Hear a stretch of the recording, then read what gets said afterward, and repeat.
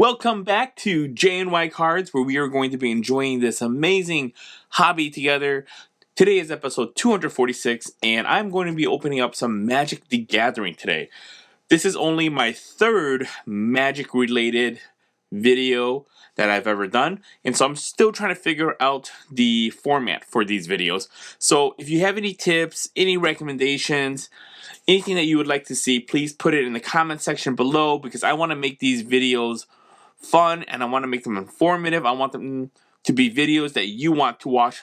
So please let me know what you want to watch. All right. So, but before we open this up, this 2022 Magic the Gathering Standard Challenger Rakdos Vampire deck, before we open this up, chances are you're new to the channel because you're here because you want to see Magic. If you're new to the channel, you should consider subscribing, because once I hit 175 subs, I will be giving away this hanger box of 2020-21 Chronicles basketball.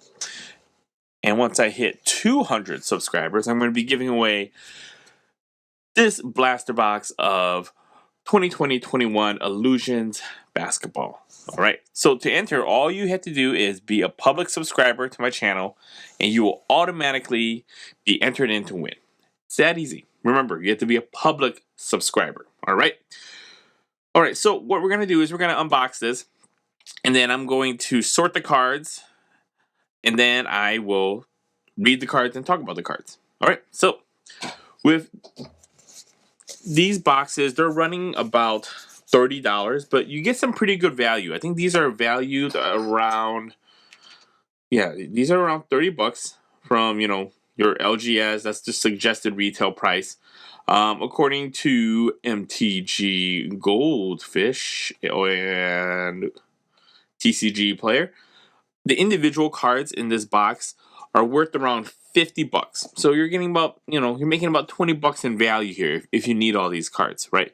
So before, with these boxes, also just want to warn you all, I don't recommend you buy these from your Targets and your Walmarts or your Myers, your big stores, because it is quite easy. Let me see if I can try to do this here. Let me grab my pocket knife.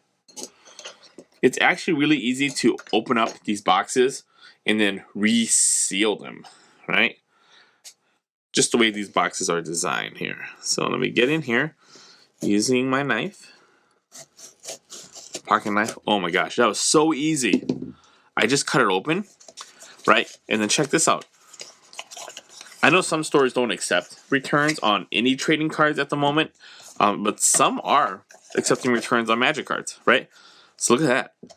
I can just take out that box, load it up with basic lands, and then put that back in here, put some glue right here. Let me adjust the brightness here. You can see the glue now. Just put some new glue on there, seal it up, take it to my store and be like, yeah, I don't want it anymore. I bought the wrong item, or I don't know, whatever, whatever lie you want to use to justify your ethics, right? And your morals. So I don't recommend you buy these from Target or Walmart or big box stores, all right? Because this is so easy. You just saw me do it. I just took a little pocket knife here, cut this open, took out those cards. Easy. So if you want these, though, I recommend you buy them from your local game store, your LGS, because they're not going to do that to you. All right? And if there is a problem, then you can return it. All right? So hopefully your LGS isn't doing that to you. Most of them aren't doing that. So all right, so let's check out the contents here. So on the cover of the box, we actually have Florian. I think the full name is Florian Voldaren Scion, right there. Right, and then inside that box, you get a deck box. Inside that box, you get a box. This box is pretty cool. I like how it's kind of like minimally designed. I'm glad it doesn't have his face on it as well. You get like this spacer. You get this card divider with Florian on it. You get your 60 card deck and a 15 card sideboard with some tokens and some advertising. So that's the contents of what's in the box. So what I'm going to do now is I'm going to open up all these cards and sort them, and then we'll talk about these cards and we'll read the cards together here. So I'm going to what's the word? Not time lapse. I'm going to fast forward through this part so you guys don't have to sit there. All right. All right. I'll be right back.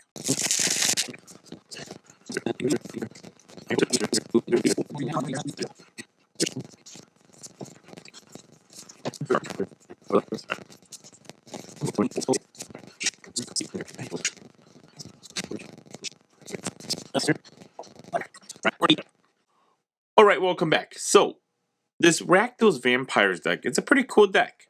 It's very mid-rangey, and it's got two main synergies. All right, it's got tokens, particularly blood tokens, and it's got vampires. So it's got two main synergies that actually work pretty well together. I've played this deck a couple times on Arena, and I was kind of surprised at how well it did for a challenger deck. So the two main synergies are tokens and vampires, right? Particularly blood tokens.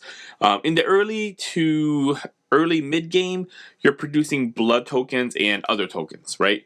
You then use these tokens in the mid to late game to capitalize on your vampire strategies and your vampire synergies to win the game. All right, so again, this deck is very mid-rangey, and a lot of times when I won with this deck, I had like 3 to 5 vampires on the battlefield, and I would have like 2 to 3 blood tokens left over to kind of use for whatever I needed to use them for. Right, so I broke this deck down to some broad categories here, and we're gonna talk about each of those broad categories first. We have blood token and other token producers. All right. And a blood token, you get 5 of them in this deck. All right here. All right. It's a token artifact. You tap and discard it. You pay 1 as well. And sack this artifact, you draw a card. So it loots. Not too bad. Looting is a very underrated skill, underrated ability in Magic. You're pretty much upgrading your card.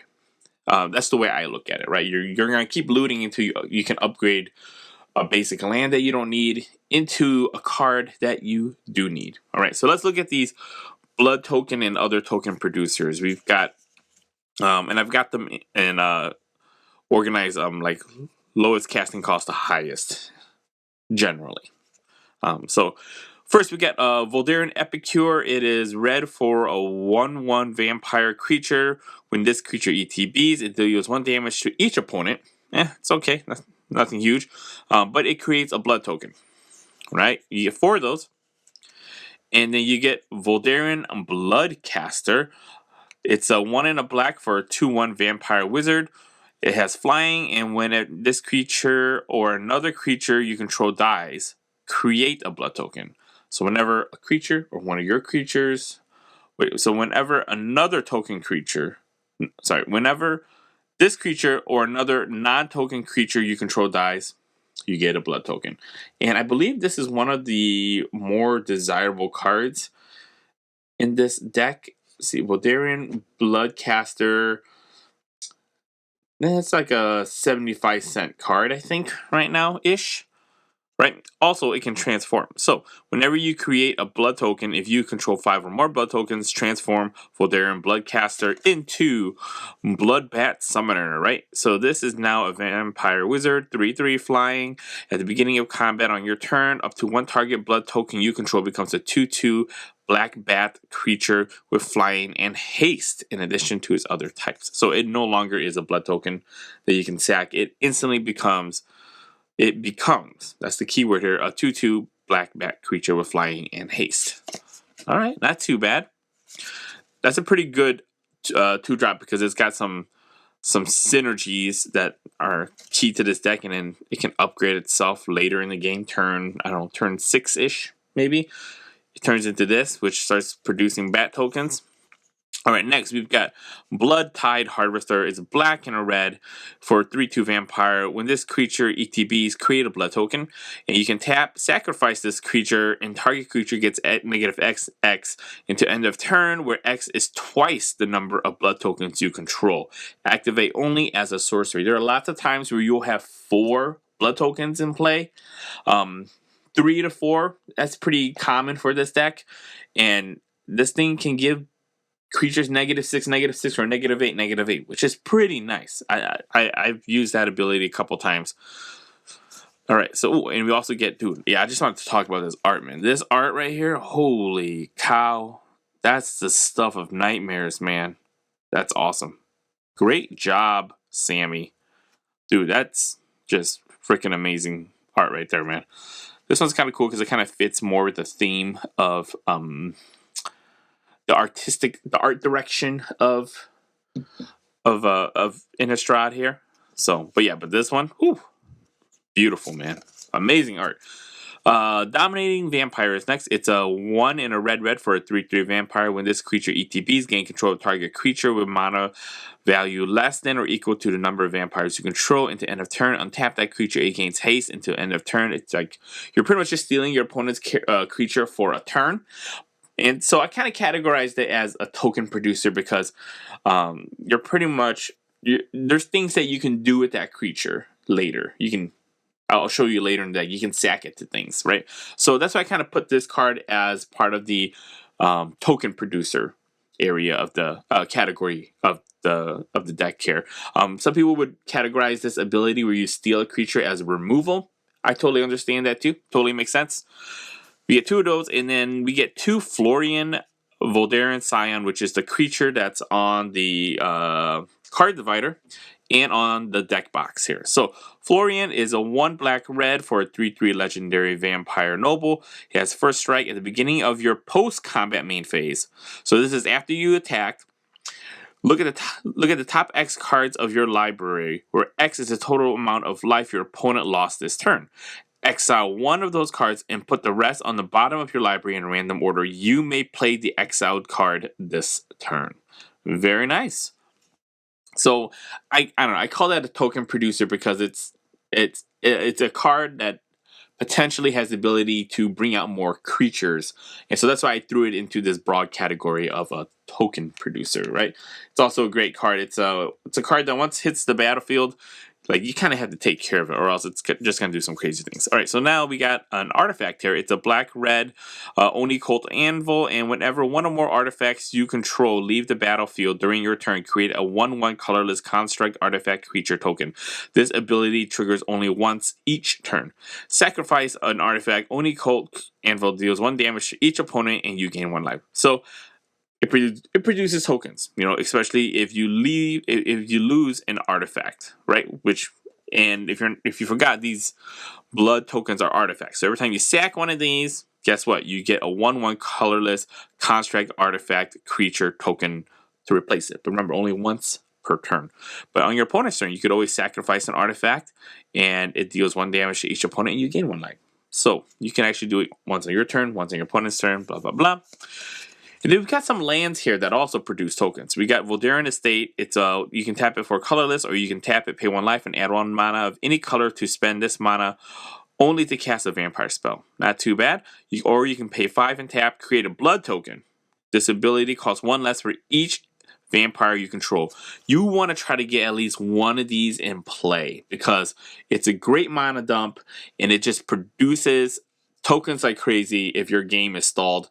And honestly, if it's a stalled board state, the more blood tokens that you can produce that will loot for cards that will upgrade the cards in your hand, the better. All right, so you always want to try to get one of these out in play. And then we've got Den of the Bugbear, right? So if you control two or more lands and this card ETB is tapped, you can tap it for red. You can pay 3 in a red until end of turn. This card becomes a 3/2 red goblin creature with whenever this creature attacks, create a 1/1 red goblin token that's tapped and attacking. It's still a land. So We've got a bunch of token producers here. Let me count how many we got. We got 1, 2, 3, 4, 5, 6, 7, 8, 9, 10, 11, 12, 13, 14, 15, 16, 17, 18, 19, 20, 21, 22, 23. 23 cards out of 60 that produce tokens. All right? That's a lot of tokens.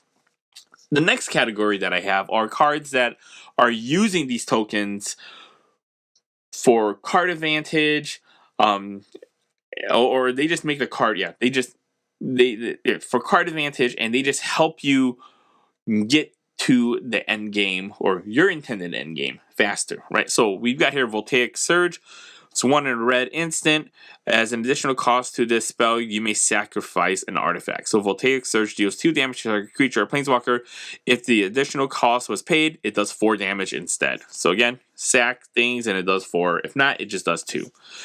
Village Rites, as an additional cost to this spell, sack a creature, draw 2 cards. So remember, this card and your blood tokens help you draw cards in this deck, right? And then we've got a Sokenzan Smelter. It's 2 red for a 2/2 Goblin Artificer. At the beginning of combat on your turn, you may pay 1 and sacrifice an artifact. If you do, create a 3/1 red construct artifact creature token with haste. Again, if you got extra tokens, blood tokens, might as well use them to do 3 damage to your opponent here. Next card is Mugutai Soul Ripper. It's black, red. It's 1 black for a 4/3 vehicle. And when this card attacks, you may sacrifice another artifact or creature. If you do, put a +1/+1 counter on Mugutai Soul Ripper, and it gains menace at the end of turn. And it's crew too. So this card's great because it kind of helps you use your vampires or your bat tokens or creatures that you're like you don't want to attack because it's not going to be profitable for you to attack. You can use them for your vehicles here. So, and then next, this is one of my favorite cards in the deck here. It's a Emberstrom Predator. It's 2 black red for a 3/3 vampire dragon. That's right. This is a vampire dragon. Don't forget that it's a vampire. All right. It's got flying, and whenever this creature becomes tapped, exile up to 1 target card from a graveyard and put a +1/+1 counter on it. You can sacrifice another creature, and the Emerson Predator gains indestructible into end of turn, and you tap it. So the tap it. Remember, when you tap it, you can exile 1 target card from a graveyard and put a +1/+1 counter on it. So don't forget that when you give it indestructible by sacking a creature, it becomes tapped.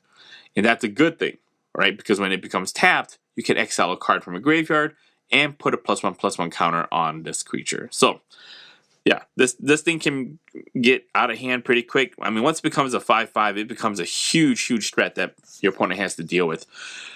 Alright, next is Infernal Grasp, 1 in a black instant, and destroy target creature. So this is just a removal card. You got 2 of these.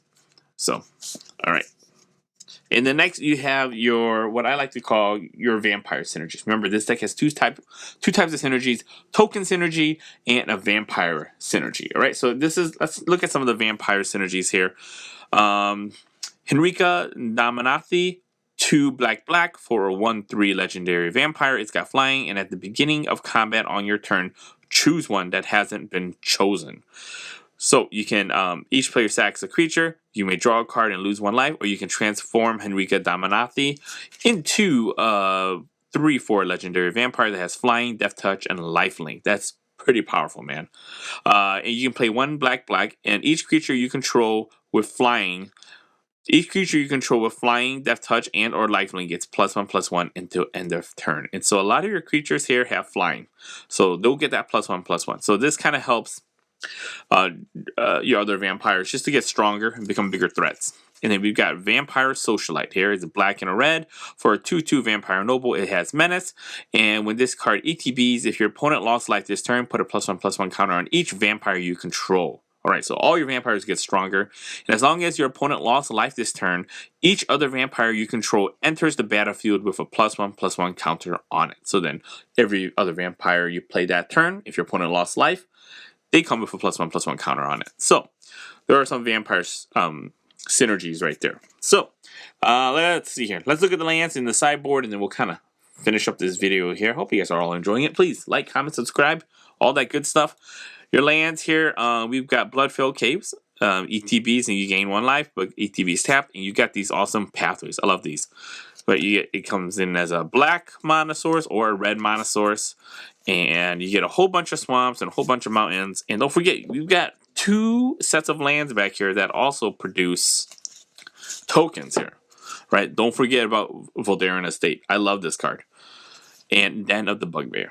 Very, this card has finished some opponents for me. So those are all your lands. Let's look at sideboards. Sideboard cards next.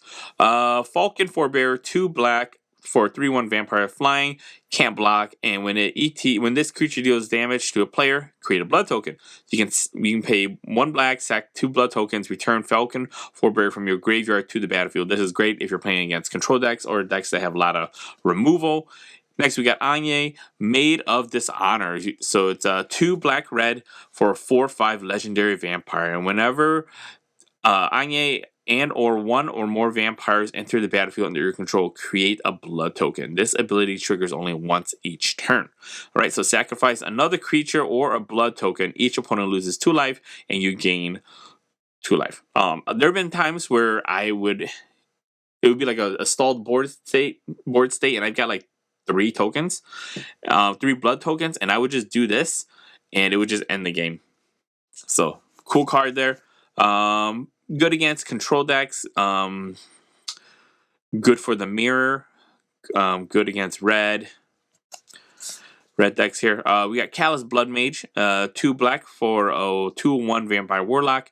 When the ETBs, choose 1. You can create a 1/1 black and green pest creature token with when this creature dies, you gain 1 life. You can draw 1 card and lose a life, or you can exile target player's graveyard. So that's some good.